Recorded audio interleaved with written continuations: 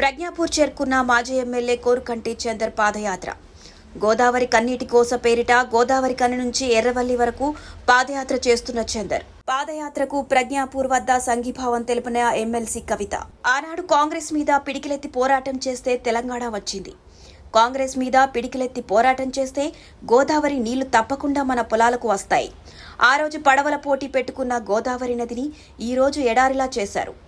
లక్షలాది ఎకరాలు ఎండుతున్నా కాంగ్రెస్ నాయకులు సిగ్గు లేకుండా చూస్తూ కూర్చుంటున్నారు. 6 కోట్లు ఖర్చు పెడితే కాళేశ్వరంలో మోటార్లు రిపేర్ అయ్యి 1,00,000 ఎకరాలకు నీరు వస్తుంది. ఏది ఏమైనా కానీ మా రాజకీయం మాకు కావాలి అన్నట్టుగా కాంగ్రెస్ తీరు ఉంది. మేడిగడ్డ వద్ద ఏదో జరిగిందని ఎన్నికల ముందు కాంగ్రెస్ బీజేపీలు కలిసి కుట్ర పన్నారు.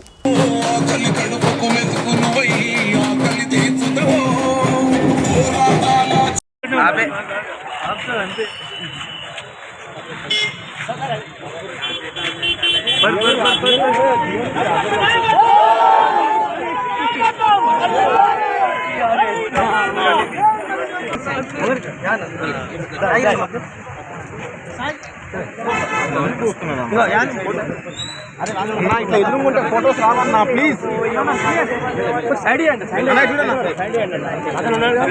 సత్యము చూసుకోకుండా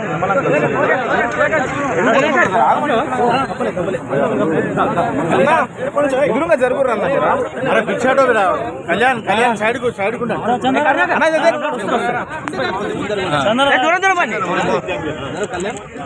ముందుకు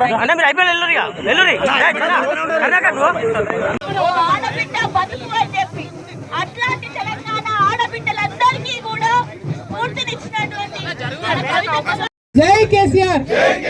మన నీళ్ళని మనం సాధించుకుందాం, మన గోదావరిని మనం సాధించుకుందాం. జై తెలంగాణ.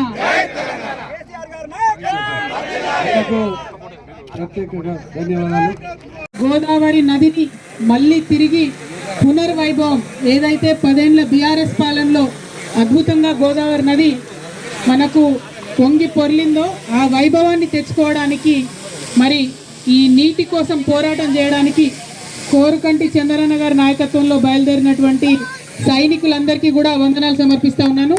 అందరికీ ఉద్యమాభివందనాలు. మరి రామగుండం దగ్గర నుంచి పాదయాత్ర చేసుకుంటూ పెద్దపల్లి నియోజకవర్గం అట్లానే మొత్తం ఉద్యమకారులందరూ కూడా కలిసి వచ్చినారు. మీ స్ఫూర్తికి ధన్యవాదాలు తెలియజేస్తా ఉన్నాను. ఈ గోదావరి నది విషయంగా చాలా రోజులుగా మన బొడ్డు రవీందర్ గారు నాకు పదే చెప్తూ వచ్చినారు. మేమందరం కలిసి పాదయాత్ర చేద్దాం అనుకుంటున్నాం అక్క అని తను, ఉషమ్మ, మన రాజ్ కుమార్ గారు, సంధ్యమ్మ వీళ్ళందరూ కూడా కలిసి బయలుదేరుతున్నామని అంటే మరి వారందరికీ కూడా నాయకత్వం వహించి వారిలో స్ఫూర్తి నింపి కోరుకంటి చంద్రన్న లీడ్ చేసుకొని ఇన్ని కిలోమీటర్లు పాదయాత్ర చేసి అల్టిమేట్గా కేసీఆర్ గారిని కలవడానికి రావడం అన్నది నిజంగా ఒక మరుపురానటువంటి సంఘటన. ఇది చరిత్రలో నిలిచిపోయేటటువంటి సంఘటన. ఎందుకోసం అంటే ఆనాడు మనం తెలంగాణ ఉద్యమంలో పాటలు పాడుకున్నాం. తలాపున పారుతోంది గోదారి, మన బతుకు ఎడారి అన్నటువంటి పాటలు పాడుకున్నాం. అటువంటి పాటల నుంచి మళ్ళీ సస్యశ్యామలమైనటువంటి గోదావరిని చూసినాం.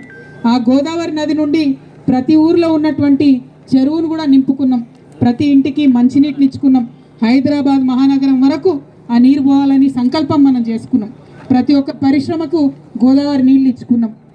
ఎన్నడూ లేనిది ఎండాకాలంలో కూడా మత్తడి దుంకేటటువంటి చెరువులను 60 ఏళ్ల తర్వాత మన తెలంగాణలో చూసినాం. అదంతా కూడా కేవలం కేసీఆర్ గారి వల్ల, వారు కాళేశ్వరం ప్రాజెక్టుని సంకల్పం చేయడం వల్ల మాత్రమే జరిగిందని చెప్పక తప్పదు. మరి అటువంటి కాళేశ్వరంలో మేడిగడ్డ దగ్గర ఏదో జరిగింది అని ఎన్నికల ముందు మొదలుపెట్టింది. అది అయితే నాకు డౌటే. ఎందుకంటే కాంగ్రెస్ బీజేపీ కలిసి ఎట్లా బీఆర్ఎస్ నేను చేయాలని కుట్ర పన్నిండ్రు. ఆ కుట్రలో భాగంగా ఎన్నికల ముందు, ఎన్నికల టైంలో కరెక్ట్గా మేడిగడ్డ బ్యారేజ్కు పర్యవేక్షణని చెప్తే ఏం జరిగింది బ్రదర్? ఒకటే ఒక రోజుల ఎన్డీఎస్ఏ వాళ్ళు, అంటే వాళ్ళు కేంద్ర ప్రభుత్వం ఆధీనంలో ఉంటారు, నేషనల్ డ్యామ్ సేఫ్టీ అథారిటీ, ఒకటే ఒక రోజులో వాళ్ళు వచ్చి వాళ్ళు పడవలలో దిగి, నీళ్ళలో దిగి, పడవలకి వెళ్ళి మేడిగడ్డ బ్యారేజ్ ఫోటో తీసి ఇట్లయింది అట్లయిందని చెప్పడం జరిగింది. మరి ఇప్పుడు ఎస్ఎల్బీసీ ఊరడ పడుకున్నారు ఎన్డీఎస్ఏ వాళ్ళు, ఎందుకు రావడం లేదు అంటే దీని వెనుక ఉన్న కుట్ర కూడా మనం అర్థం చేసుకోవాలి. ఒక పక్క కుట్ర చేసి కాళేశ్వరం నీళ్లు తెలంగాణ ప్రజలకు రావద్దని, అంటే నిజంగా కాంగ్రెస్ అధికార దాహం ఎట్లా అంటే ఎన్నికలు అయిపోయినాయి, మీరు గెలిచిరు, ముఖ్యమంత్రులు అయినరు, మంత్రులు అయినరు, ఎమ్మెల్యేలు అయినరు. కానీ ఇప్పుడు కూడా పొలాలు ఎండబెట్టడం మాత్రం నిజంగా ఎంత కుట్రనో మీరు ఆలోచన చేయాలి. మేడిగడ్డ బాగలేదని చెప్పి దాన్ని వాడకుండా ఇప్పుడు రవీందర్ గారు చెప్పినా, మన చందర్ గారు చెప్పినా బాగలేదు మేడిగడ్డ అని చెప్పి ఒక్క చెరువుని నింపకుండా.